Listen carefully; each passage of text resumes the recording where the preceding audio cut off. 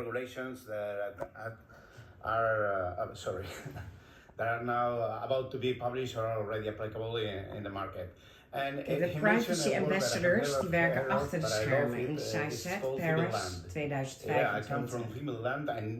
Hebben we alles vertaald en aangereikt. Er zijn er een heleboel start-ups aanwezig. I would love to share with you some ideas that we learned there. En het belang van geen zorgen maken en heel veel plezier maken en elkaar vertrouwen. Met de kompasmethode wordt hier technisch omschreven. Many of the activities that UMB conducts in the space, aerospace and defense fields, but we also work in other fields. This is my case. I've been a cybersecurity guy in the last 30 years. I can say that I've been working in cybersecurity since the last millennia. Well, not big problem, being just in the switch, and I was able to build a career analyzing risk, analyzing cybersecurity issues around many sectors, including space. I've been the CISO of a company for 18 years. I've been successfully survived a lot of incidents, and I was the guy who pushed the button when the COVID crisis appears, and I have to take the measures with the approbation of all the committee. So I think that I have some things to share with you, and the first one is my adoration for this guy. Yeah. Who is the creator of the title, of course. This guy was a premium cinema. Unfortunately, he died. Visionaire. Stanley Kubrick. You may guess it, but he was what I love most of this guy is he was a visionary. He was able to say and to project now 50 years ago what may happen in the future. The same way Jules Verne did 100 years ago. So he did a great number of great films, but I would like to stop in three. The first one is Clockwork Orange. That is a very rough vision of what people may happen in the future. I don't know if we are exactly in that world, but we can see that he was able to see what may happen with some behaviors in our people. I would love to say that he was a visionary in artificial intelligence on 2001 and Space Odyssey, but I would love to stop on Doctor Strangelove. Well, thanks God, he was able to predict that what may happen in a nuclear war. We haven't hij kon inderdaad voorspellen wat er zou gaan gebeuren. He was able to predict all what en dat scenario dat heeft ook voorspeld wat er zou gebeuren. The drama for the welk drama? At some point, there is a key decision that must be projected and communicated to all people zijn gecommuniceerd naar alle mensen. But one device fails. This is the CRA 114.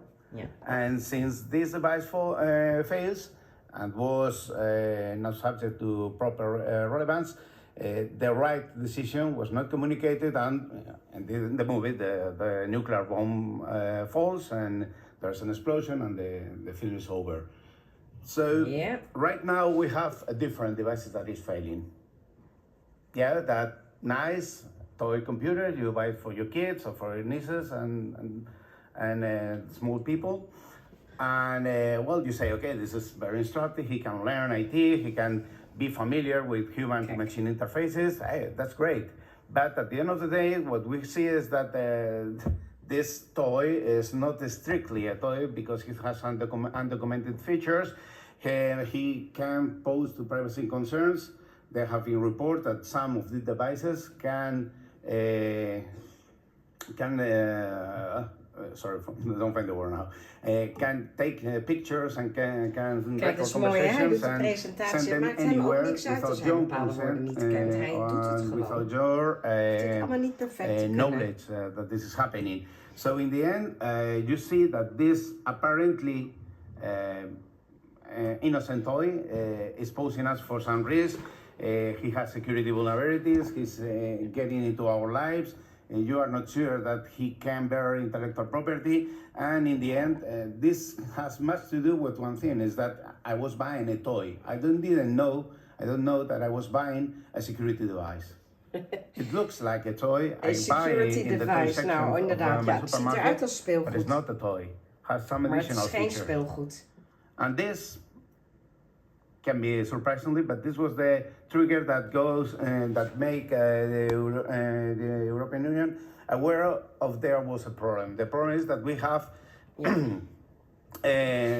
products that use security IT features, software, hardware, and many other features that are very interesting and that provide us with extra value, but the manufacturer, under the European Union opinion, is not happy, is not taking enough care of the cybersecurity of these products.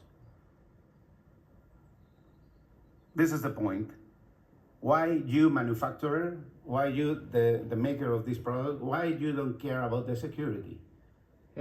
Second point, No, okay. Well, even when you care on the functionalities and you comply with them, assuring they are sure, there's no problem on that, then you will find that you have to be care through your product when it's in use, no until the moment it's sold. Because you will be using the product and something may happen in the future, and you will have to support your customer, providing them with extra features to assure that this, that was not a security risk for your family, now it doesn't become one. And third, we have to make our people aware that, cybersecurity is everywhere, as Mr. Prandao said. This is cybersecurity speelt zich overal af. It's not a business issue, it's not a governmental issue. It's also a society issue. We have to face cybersecurity in all phases.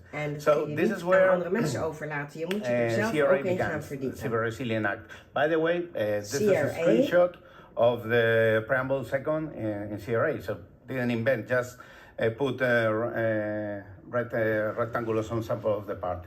And this goes to what is a digital product with digital elements, which is the product that may include these features that are concerning for the European Union. And this means that it can have software, it can have hardware, or it can also take information and move elsewhere for a remote processing process. If you take this definition as it is, you will find that even this device is a digital product, this projector is a digital product, this camera is a digital product. Yeah. Anything, most anything has some kind of IT or IT power feature. Right now. So most of the things we use in our daily life is a digital product. And there have been many incidents around toothbrushes and other elements that I will not mention here because there might be kids anywhere. So we are surrounded by digital products. These digital products are not as safe as the European Union would like to know. No. So let's move and put some effort on that. This is the list that Mr. Prandao also presented to you of all the devices that are already identified as subject to CRA. You can see that we have browsers, okay? So I can't browse through the internet safely. We have routers, we have boot managers, we have wearables. Many would say, okay, right, this is important for society, but what happens to me? I work in the space sector. This is not so concerning for me. But if you go ahead and look at which elements are inside our systems, you will find that many of them are already embedded and done. So CRA is concerning for us because we are using digital products, we are building digital products. So at the end of the day, we have to take care of CRA. And just as a summary, if you look at the plane, if you take a plane just today to go home, or you take an Uber or a taxi, just make a count. You are completely surrounded by digital elements. Some may say, as Mr. Prandao also said, I love his presentation in many places, that, this can be something that is already by NIS2.